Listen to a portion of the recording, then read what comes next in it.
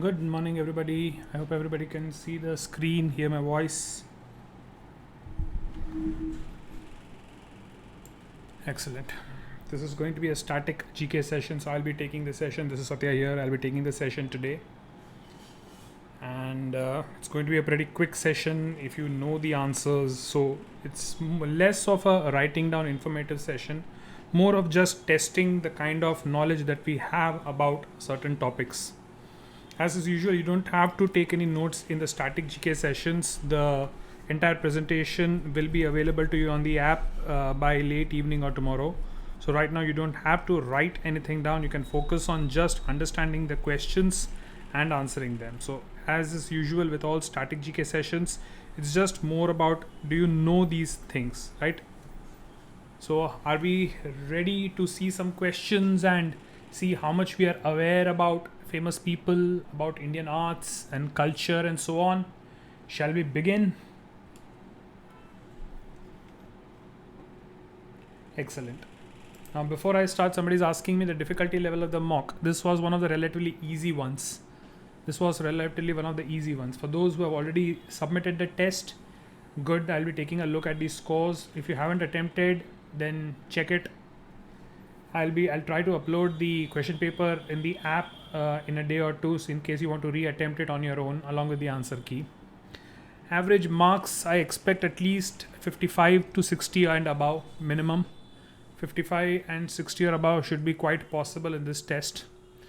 This is a general pattern mock. It's not based on any one specific exam. It's a general pattern mock to test how much you have prepared so far and what is your level in these individual sections. Chalo, without further ado, let's take a look at some important quotes. I'll put up the question on the screen.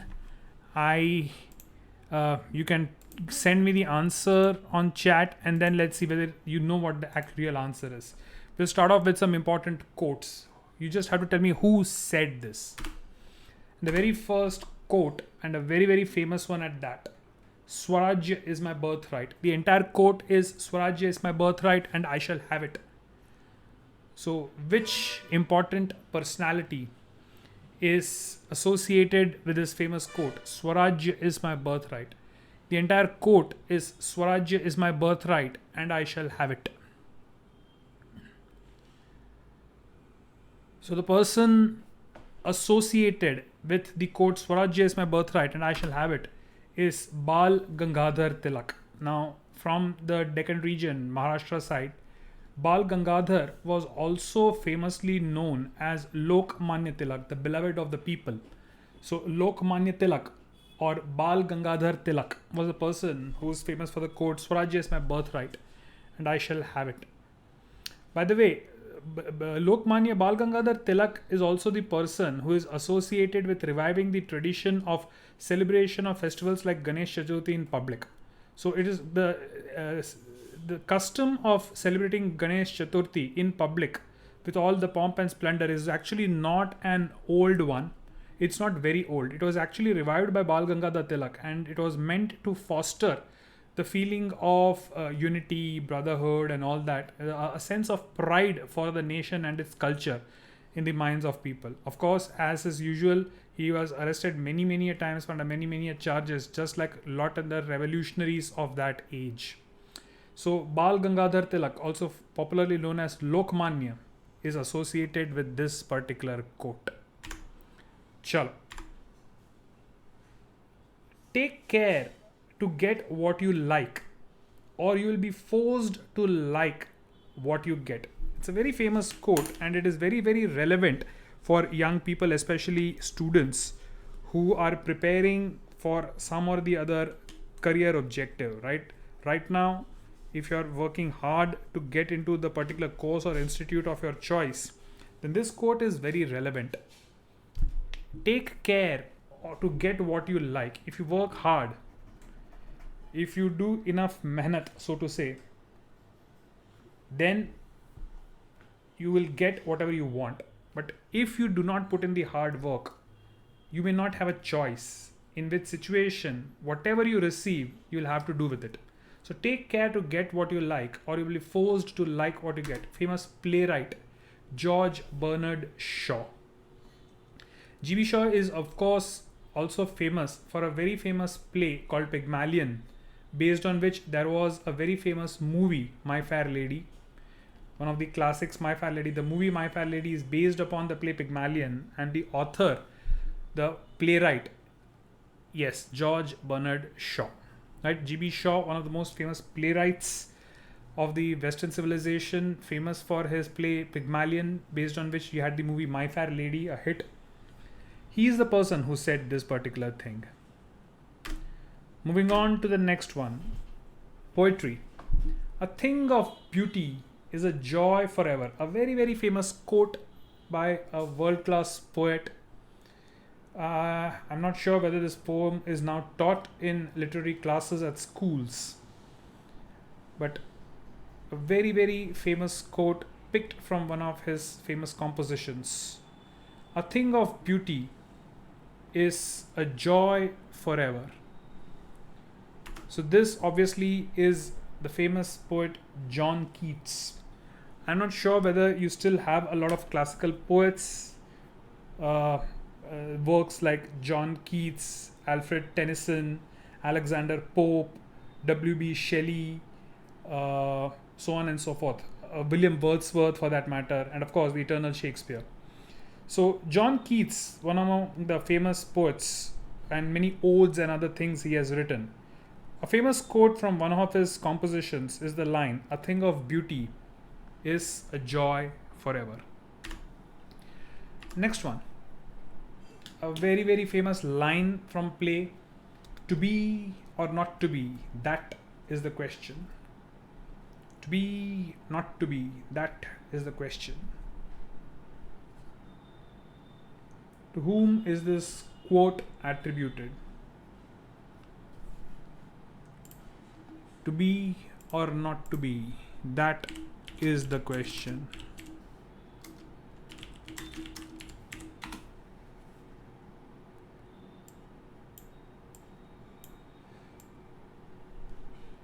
So this is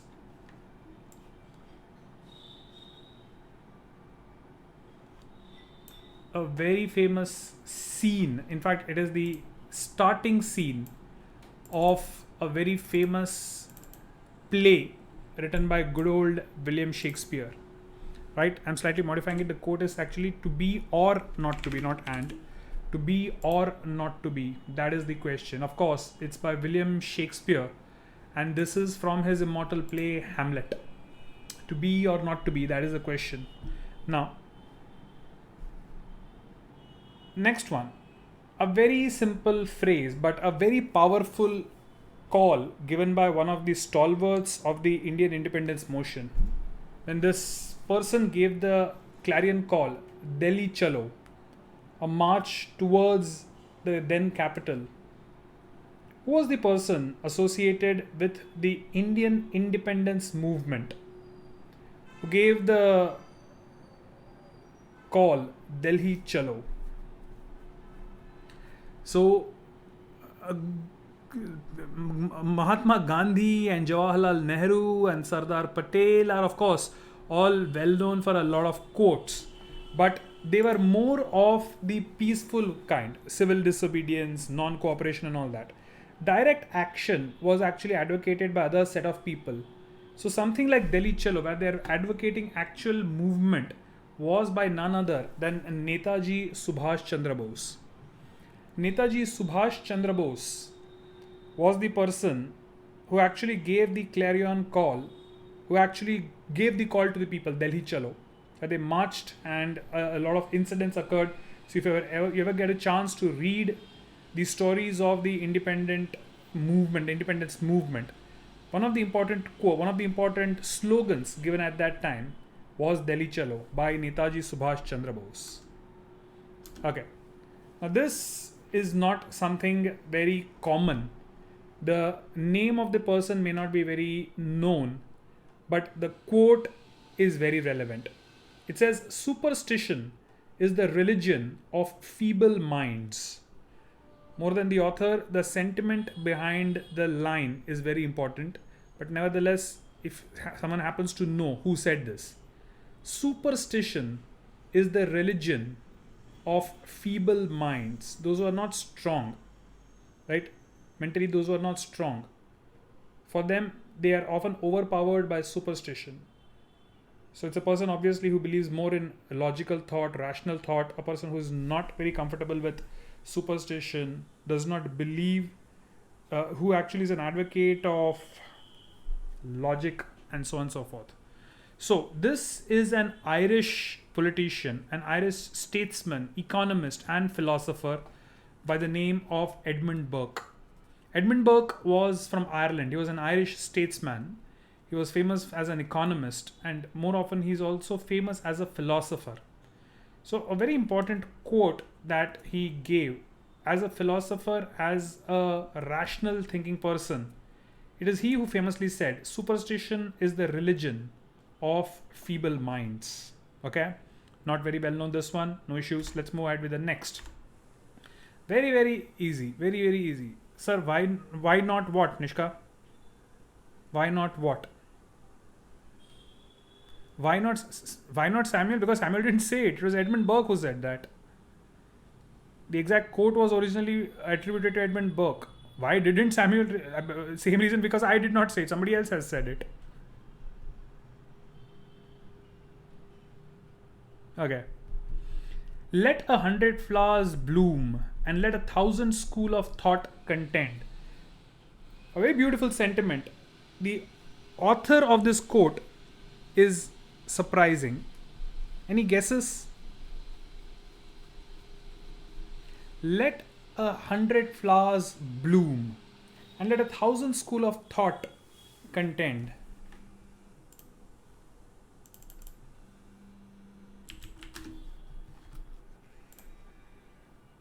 hello मैं बोलता हूँ कि वो पीछे से आ जाएगा, एक minute. हाँ, पीछे की तरफ डाबी बाजू पे मैं फ़ोन कर देता हूँ. हाँ हाँ हाँ हाँ.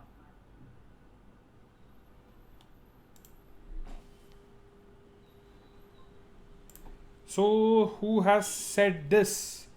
This is surprisingly from China, and that's Mao Zedong. A lot of you have said Mao Zedong. It's not Mao Zedong is pretty new.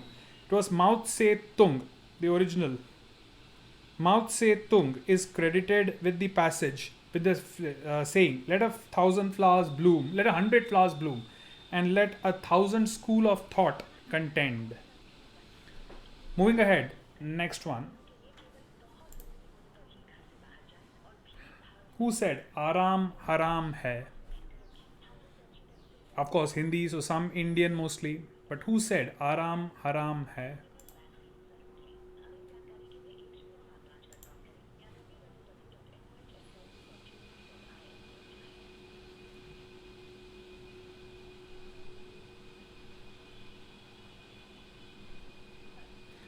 Amazon का पार्सल आया है. हाँ देविया, प्रोजेक्टर पड़ा होगा कोई वहाँ पे, निकाल के मेरे रूम पे रख दो ना. आज दोपहर के लिए 2 बजे, 1-1:30-2 बजे के आसपास आऊँगा क्लास के लिए. Okay.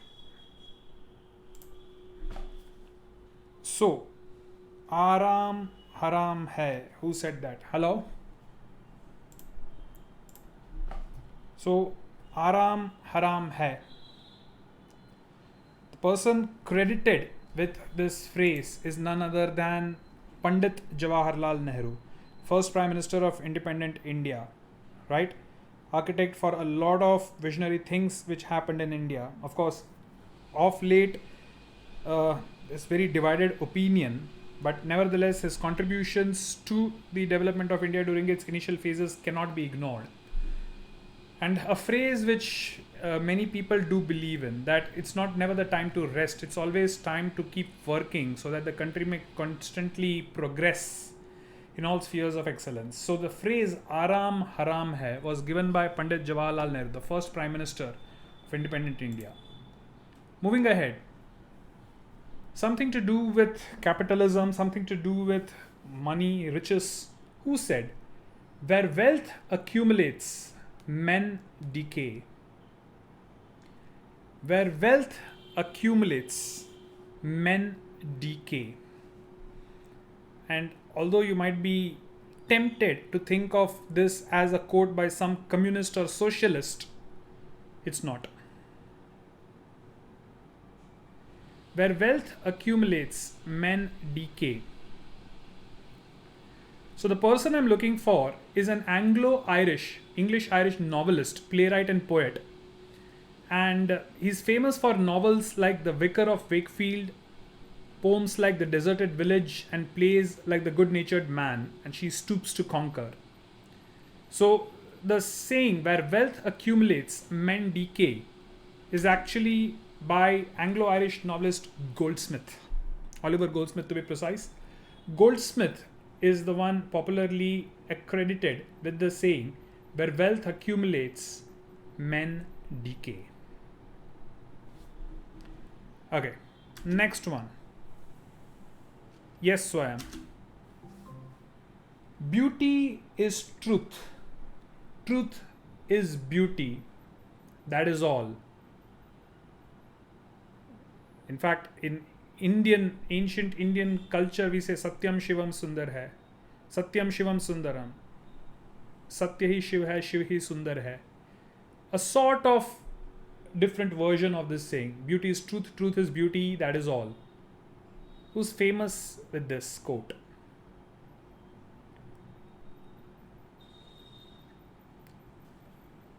So the person who said beauty is truth, truth is beauty, and that is all was again famous poet John Keats. It is famous poet John Keats who is attributed the quote that beauty is truth, truth is beauty, and that is all. Next one. Originally the saying is Veni Vidi Vici. Veni Vidi Vici, which means I came, I saw, I conquered. Who said this? Or this quote is attributed to whom? I would not say who said this. Who's the author of this quote? Veni Vidi Vici. Listen carefully. The question is, who's the author of this quote? I came, I saw, I conquered. Veni Vidi Vici. So, a lot of people believe that this was said by Julius Caesar. But Julius Caesar's quotes are never famous. The quotes are from the play Julius Caesar, authored by William Shakespeare. So if asked who's the author of this quote, the author of the quote is actually William Shakespeare. It is Shakespeare who wrote these words through the mouth of Julius Caesar, right? It is in his play that Shakespeare writes, Veni Vidi Vici, I came, I saw, I conquered. So although the character is supposedly Julius Caesar, the author of the quote, the attribution for the quote has to go to the author, which is William Shakespeare. Okay. Who said good government is no substitute for self-government? This author very famously said that good government is no substitute for self-government.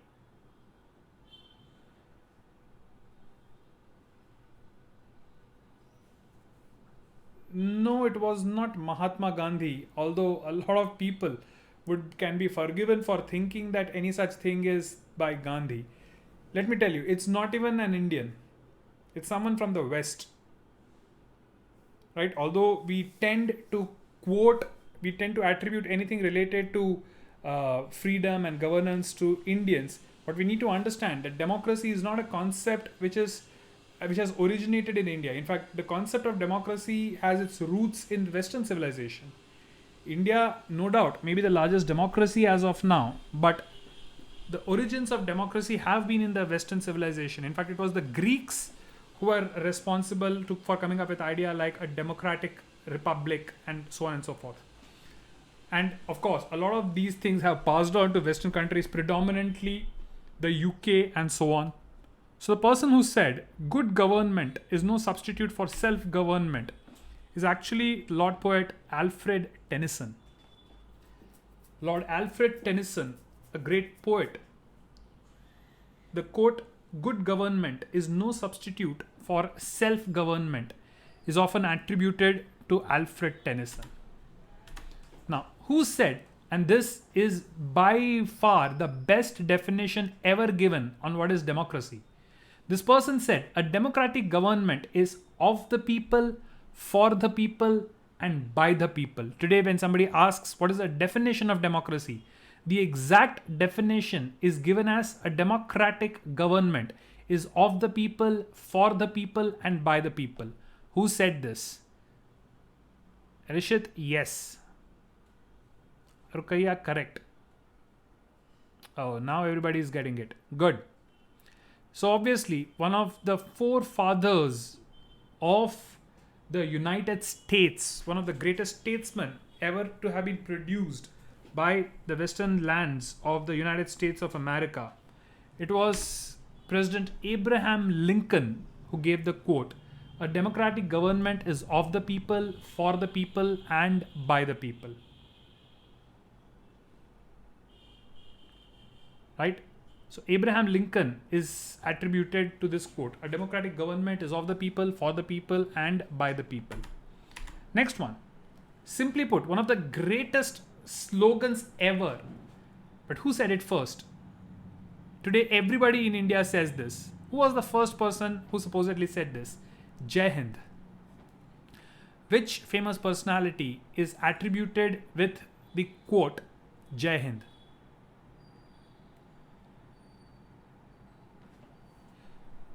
So you can guess, has to be somebody from the Indian diaspora, somebody associated with the Indian freedom movement.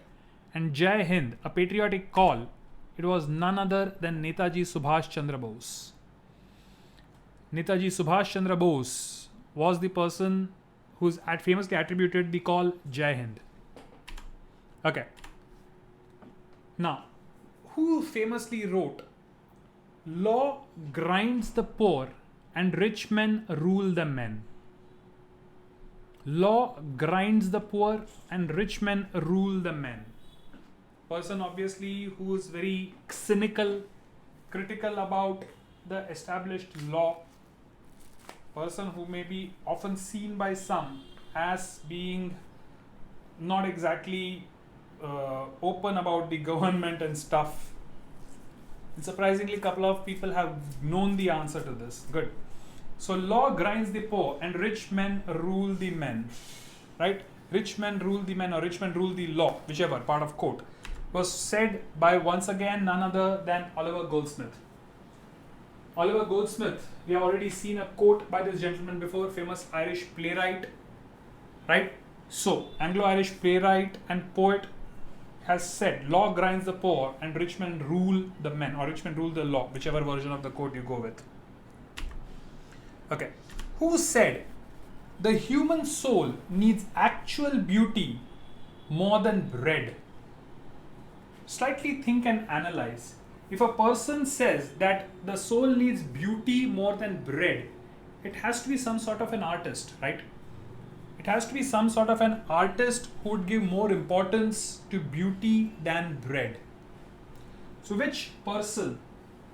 And if you want to guess, then your guesswork should be along the lines of creativity, some sort of artist, some sort of poet, some sort of writer, who famously said, "The human soul needs actual beauty more than bread." Now, saying Da Vinci may not make sense. Reason being, Da Vinci was not English. Da Vinci was famous not for writing things, but more for creating stuff. Da Vinci was famous for his scientific works. He was famous for his paintings, sculptures, and so on. He has written a lot of things in scientific terms, but never something so creative. "The human soul needs actual beauty more than bread" was famously said by D.H. Lawrence. Now, some of you are critically asking, are such questions asked in the exam? The answer is yes. A lot of examinations, including Symbiosis, Christ, PDPU, when it had the written format, Karnavati, sometimes IELTS, in the past even under CLAT. A lot of examinations do have such direct questions. So yes, it is important to read these things. Next one. Who famously said, "War is the greatest crime man perpetrates against man"? Who famously said, "War is the greatest crime man perpetrates against man.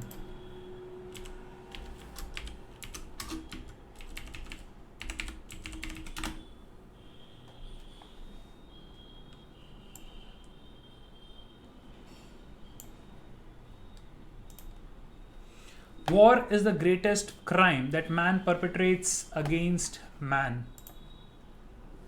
So the person who said this is not a recent one. Gandhi, Mandela would have been a good guess, but no, it's someone more ancient than that.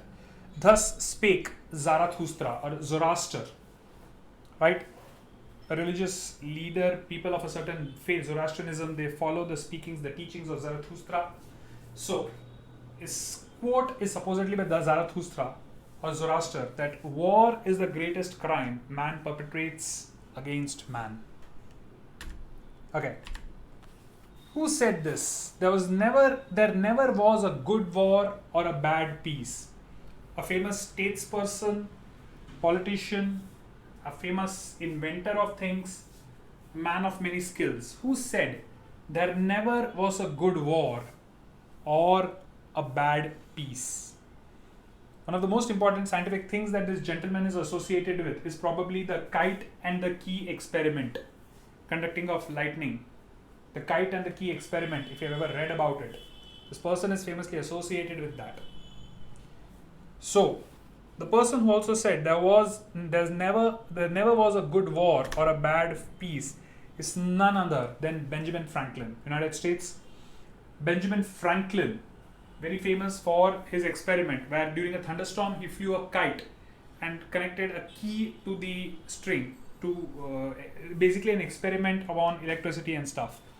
So this was the person who also said there never was a good war or a bad peace.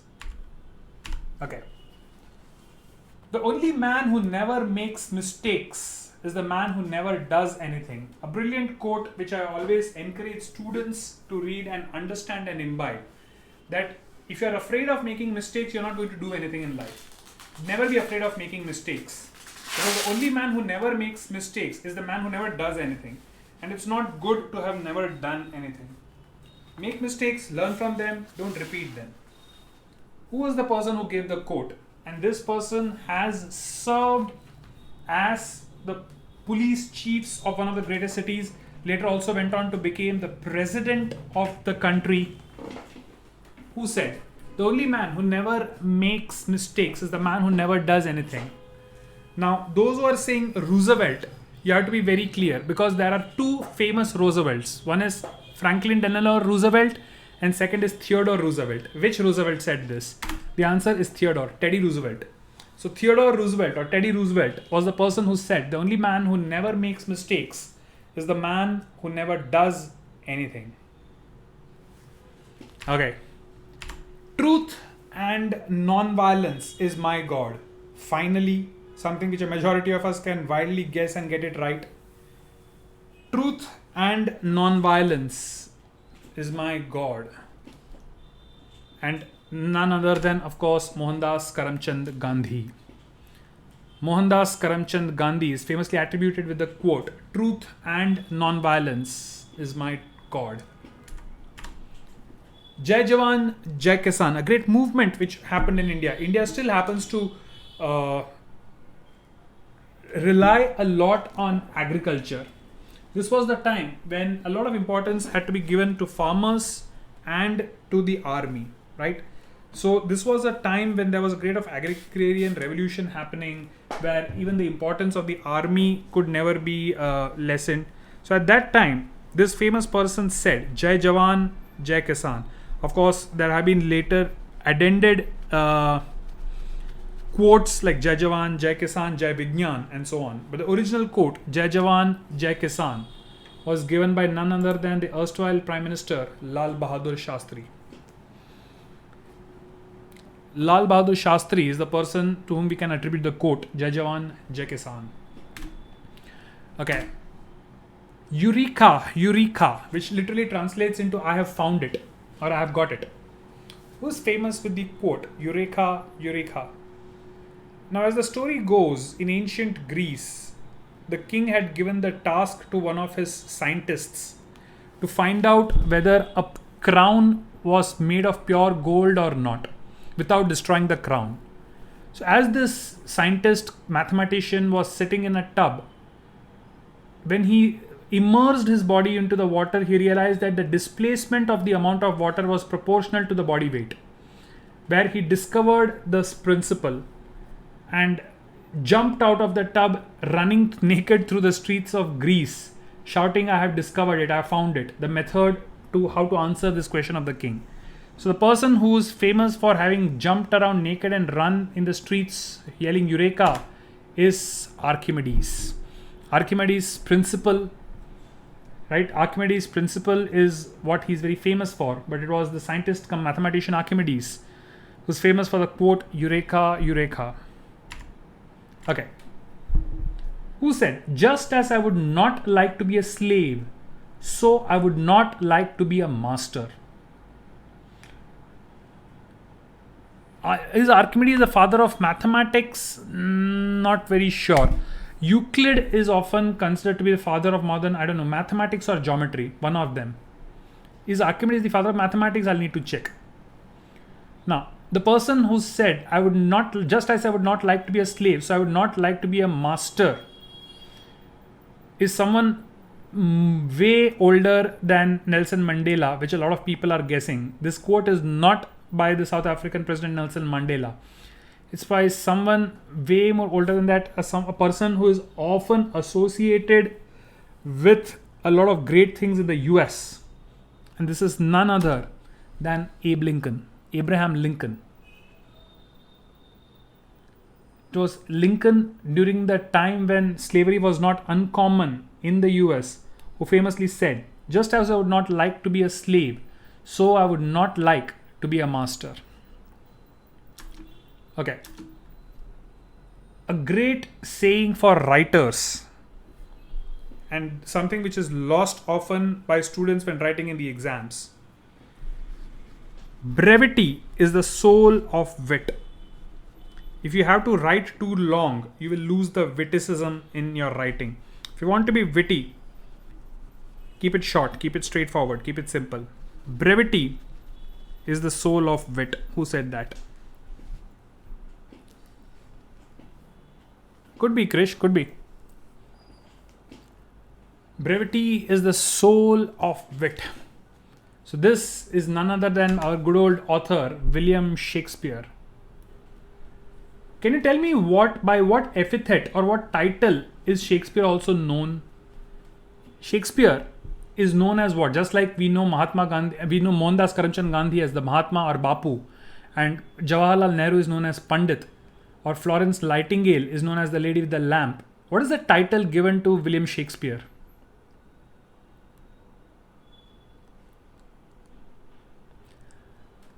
Shivangi, English poet is not a title given to him. Title, I'm very specifically asking a title. By what popular nickname or epithet was this gentleman known? So a lot of you have got it right. It's the Bard of Avon. He was born near the river Avon, Staffordshire on Avon. So Shakespeare was also known as the Bard of Avon. Bard literally means poet or singer. So the Bard of Avon was the title with which Shakespeare is often known. Okay. East is east and west is west, and never the twain shall meet. East is east and west is west, and never the twain shall meet. Who said this?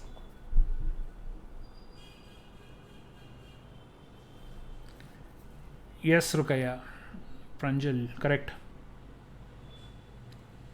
So east is east and west is west, and never the twain shall meet. It was very famously said by Rudyard Kipling. Any idea what Rudyard Kipling is famous for? Who Rudyard Kipling is?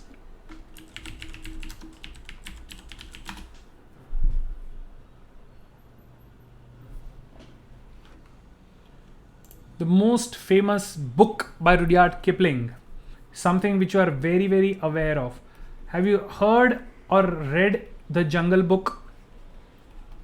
The Jungle Book is a famous book of stories which has the character Mowgli, Baloo the bear, Bagheera the Black Panther, and Shere Khan.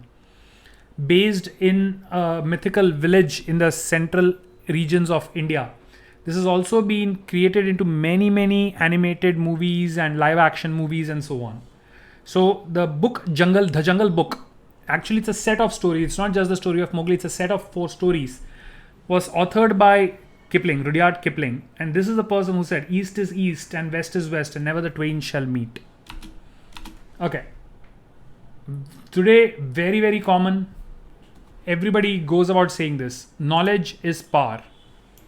But who said knowledge is power?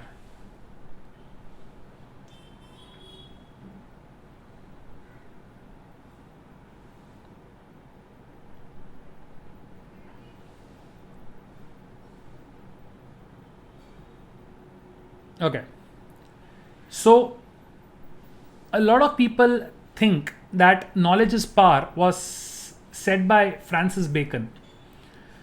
Francis Bacon, in a book Meditations Sacrae of 1597, actually wrote Ipsa Scientia Potestas Est, which was literally translated into knowledge itself is power. What Francis Bacon originally wrote was knowledge itself is power. The phrase knowledge is power was actually written for the first time in a book called Leviathan by the person who was a secretary to Francis Bacon, and that is Hobbes, more specifically Thomas Hobbes. So Francis Bacon is associated with the quote, knowledge itself is power, and the quote, knowledge is power is more correctly attributed to Thomas Hobbes, who was a secretary to Bacon. Right? So Francis Bacon said knowledge itself is power, and Hobbes is the person who is attributed with the quote, knowledge is power. Now, man is by nature a political animal. Many, many people have used this particular line whenever they are writing critical essays, especially related to human beings and politics and social contracts and stuff. But who is the original author for the quote? Man is by nature a political animal. Human beings indulge in politics. You don't see politics happening in the plant or animal kingdom. It is human beings who indulge in politics. So, famous Greek philosopher Aristotle, right? When we talk about the original quotes from the world of politics and stuff, then we have to look at the famous Greek philosophers. So Plato, Aristotle, Socrates, these are the guys, and you will be reading a lot of their works both in law schools and business management schools and communication and so on and so forth. The works by these great people have inspired so many disciplines. So man is by nature a political animal was something said by Aristotle. Okay. Again, not very famous, but the quote is famous, not the person. Okay, before I go through it, Riaz Solanki asking who was Dante. So Alighieri Dante was a famous Italian poet. I forget which century, but he's famous for writes for things like Paradise Lost and Paradise Gained. So he's very famous for writing epics. Alighieri Dante. He was a poet.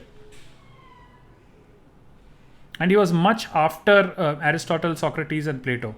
Dante was during the period of Renaissance. Alighieri Dante. Anyway, temptation usually comes in through a door that has deliberately been left open. Temptation usually comes in through a door that has deliberately been left open. This person in the early 1900s was a humorist and actually an American businessman, and he used to give such famous quotes which were written in many publications. So not a very well-known person, but only for this quote. Arnold Glasow.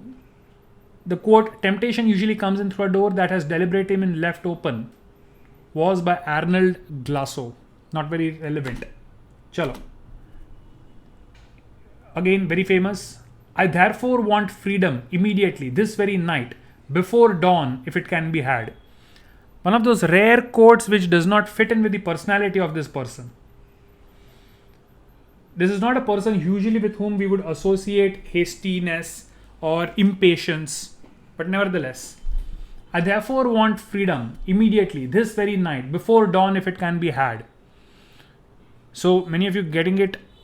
This is not a quote which we ordinarily would associate with this person who was called the Apostle of Peace, right? But surprisingly, it was Mohandas Karamchand Gandhi who said, I therefore want freedom immediately, this very night, before dawn, if it can be had. Okay, let's quickly move on to the next topic, questions of Indian art and culture. So the quotes that we saw till now were all from the past, and there are tons and tons of other quotes available, many of them given in the book, many of them you can search online, you can keep reading them, right? When was this said, Rishit? No idea. Exact context, I don't recall. Anyway, moving on, let's now take a look at questions which are from the current times, from the arts, from the culture, mostly related to India. Let's quickly run through the set of questions and see how many of them we know. Some of these questions have been picked from actual question papers in which they were asked in the past years. So, the Sangai festival is celebrated in which part of the country? The Sangai festival is celebrated in which part of the country?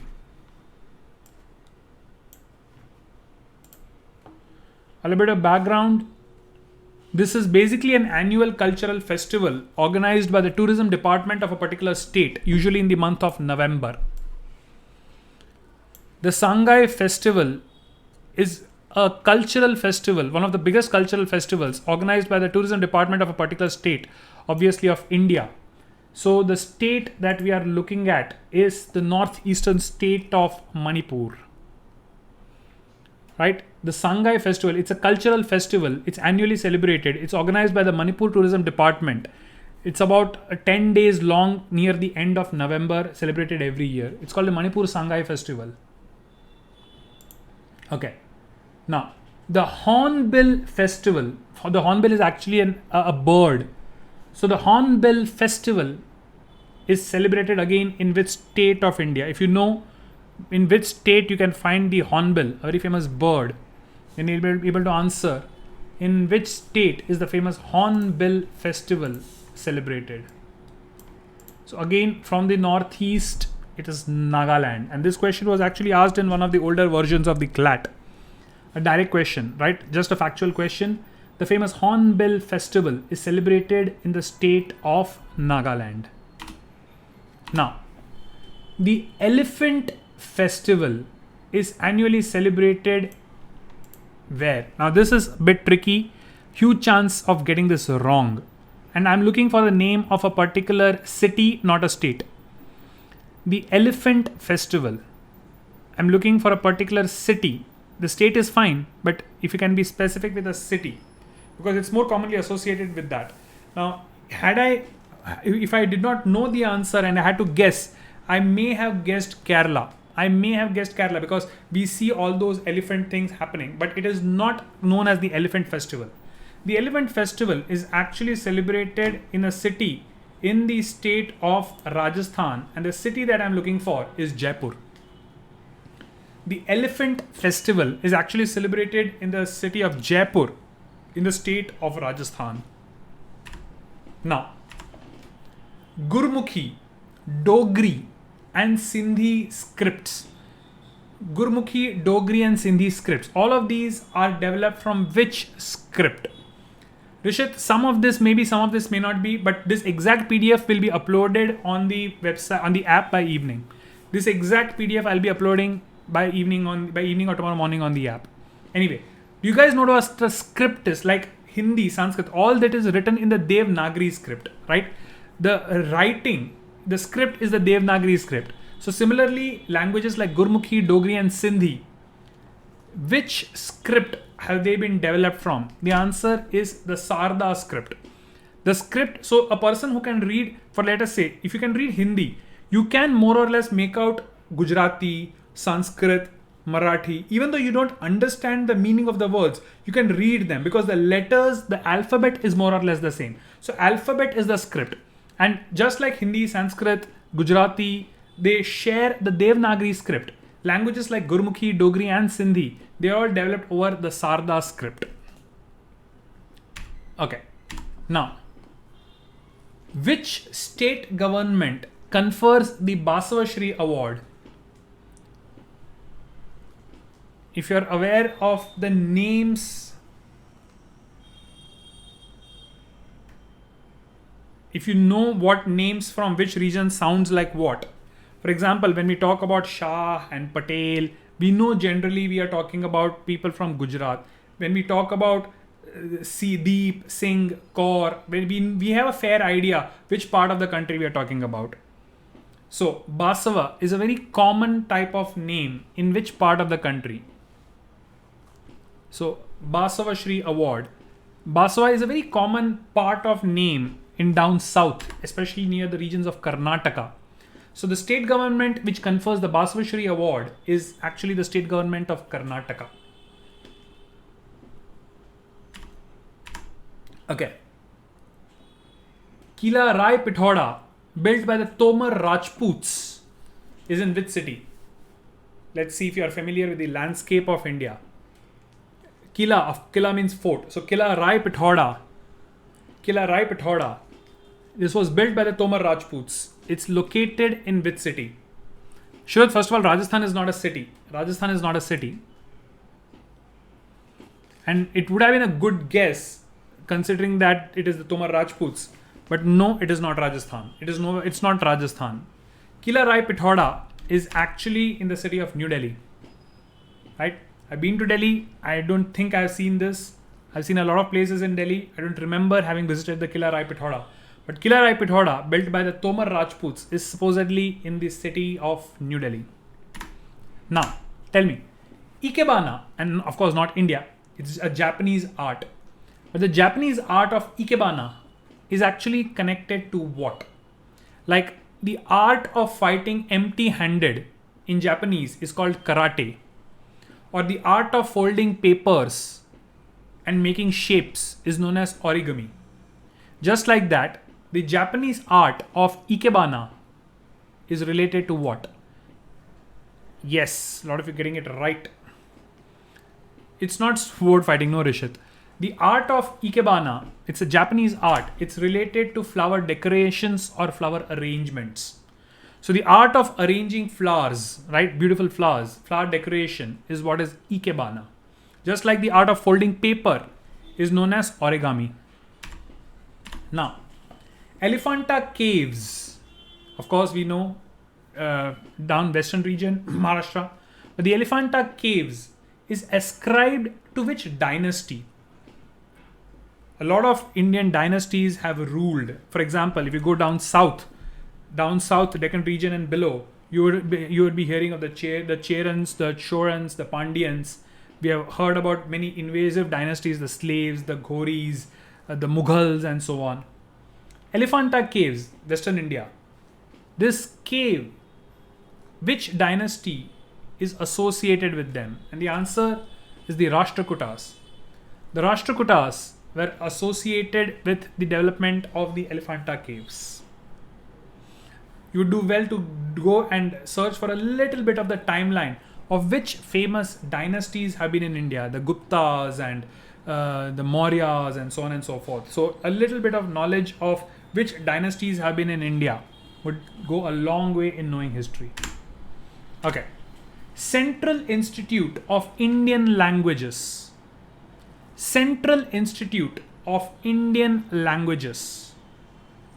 In which city is this located? The Central Institute of Indian Languages is located in which city? Here's a hint. It's not in the north.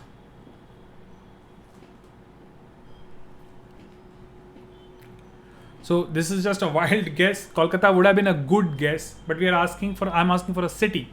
So this is the city associated with, let me give you another hint. This is the city associated with Tipu Sultan. Which city is associated with Tipu Sultan? Yes. So the Central Institute of Indian Languages is located in Mysore. Legend of Tipu Sultan associated with Mysore.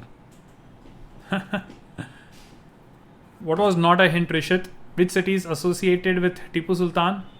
So of course you need some extra general knowledge to even be aware of how to use a hint. Anyway, In context with Indian music, Abhang are devotional songs dedicated to which god?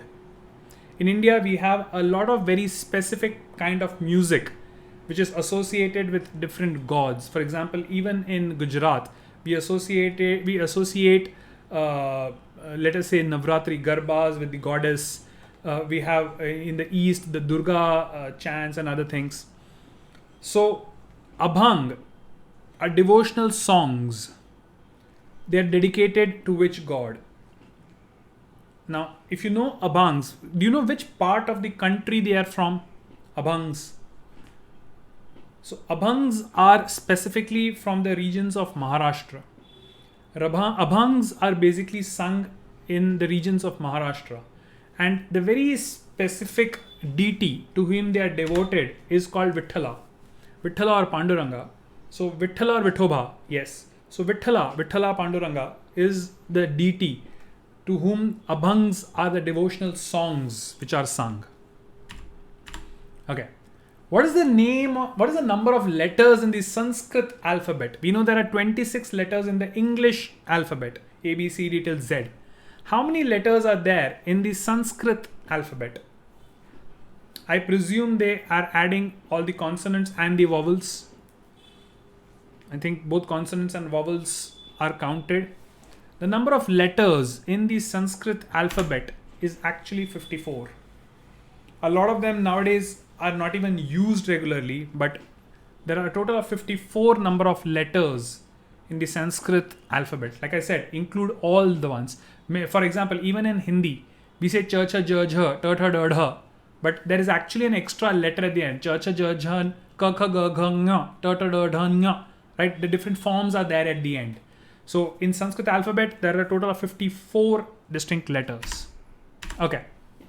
Now, the Rigon Thupten Mindroling Monastery, and this was inaugurated by the Dalai Lama in 2010, is located in which state? The Rigon Thupten Mindroling Monastery, inaugurated by the Dalai Lama in the year 2010, is in which state of India? It's not in Leh Ladakh, it is not in Sikkim, it's not in Dharamsala. Some of the monasteries there that you're thinking of the Rumtek Monastery and the Namgyaling Monastery and those.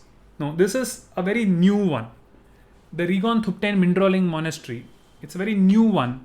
This one is actually located in the east, in Odisha. Odisha is the place where the Rigon Thupten Mindroling Monastery, and it's a very recent one because monasteries are usually very old and have a lot of cultural significance. So any new monastery coming up is usually of new. So this is barely about 11 years old and inaugurated by the political head of the Tibetans, right? And just as a matter of fact, the Tibetan government in exile, headed by the Dalai Lama, is in which city? If I were to ask you, the Tibetan government in exile, led by the Dalai Lama, is located where? So yes, it's located at Dharamsala, near Dharamsala, specifically in Macleodganj. No, it's not Sikkim. Krish, it's not Sikkim. It's at Dharamsala, near Macleodganj. This is Himachal, if I'm not mistaken. Okay. The Rumtek Monastery, again associated with the Buddhist faith. The Rumtek Monastery is located in which state? And this, I have had the fortune of visiting. I've seen this. Beautiful place. Very colorful. Very bright. Very friendly. The Rumtek Monastery is located in which state? This should be easy. Correct. So this is again in the northeast. Beautiful state of Sikkim. Very environment friendly. I think one of the first ones to go fully organic or something, if I'm not mistaken. No plastic and other things have been there for a long time. So the state of Sikkim. Now, what is the capital city of Sikkim? Does anybody know that? What is the capital city of Sikkim? Yes, the capital city of Sikkim is Gangtok or Gangtok, right? Gangtok is the capital city of Sikkim, and the Rumtek Monastery is located there. Okay, tell me, how many Indian languages are recognized by the Sahitya Academy for its awards? Shrut, it might not be fertilizer free, it might be chemical fertilizer free or artificial fertilizer free. Without fertilizers, you can't do. It would be the first state without artificial or chemical fertilizers, I guess. Okay, the number of Indian languages recognized by Sahitya Academy is actually 24. There are a lot of awards given, right? So a total of 24 Indian languages are recognized. Remember, I'm not asking you how many official languages are there in the constitution or anything like that. This is very specifically the Sahitya Academy, an institute which awards literature awards. So technically they recognize languages, 24 Indian languages in which they can give the awards. Okay. Now, religion, Sikhism. Which Sikh Guru declared that Guru Granth Sahib will be the holy scripture of Sikhism and will be the permanent Guru of the Sikhs? We all know that Guru Nanak was the person who started Sikhism, and there was a long line of Gurus who followed him. Now, which particular Sikh Guru declared that it is the holy scripture, the Guru Granth Sahib, which will be the permanent Guru of the Sikhs? Yes. So the Sikh Guru who declared that the Guru Granth Sahib will be the holy scripture of the Sikhs and the permanent Guru was none other than Guru Gobind Singh or Guru Gobind Singh. So Guru Gobind Singh or Guru Gobind Singh is the one who declared that now it will be the Guru Granth Sahib which will be considered the permanent Gurus for the Sikhs. Okay. Which state of India is associated with the folk dance Tera Tali? I'm just wildly guessing. It could mean 13 claps, 2 tali, 3 tali types. Tera Tali. I don't know whether it actually means that. But the folk dance Tera Tali, like in Gujarat we have the Garba, the Dandiya, right? And I've definitely heard of 2 tali, 3 tali and all that. But Tera Tali, the state of India which is associated with Tera Tali is actually Rajasthan. Are you aware of Ghumar? Ghumar is also a form of folk dance which I believe Rajasthan is famous for. Which place is famous for Lavani? There's another folk dance called Lavani. Do you know which state is famous for a dance called Lavani? Lavani is Maharashtra. Lavani is Maharashtra. Giddha and all that is Punjab. Giddha is Punjab. Lavani is Maharashtra. Okay. Quickly moving on. The Dalai Lama, he's technically the head of the Tibetan people, right? The Dalai Lamas, and it changes, right? They are considered to be reincarnations or क्या बोलते हैं उसको, avatar. So the Dalai Lamas are specifically reincarnations of which particular holy person? Punarjanam sort of. Which particular holy person is reincarnated through time as the Dalai Lama? It's not the Gautam Buddha. It's not the Gautam Buddha.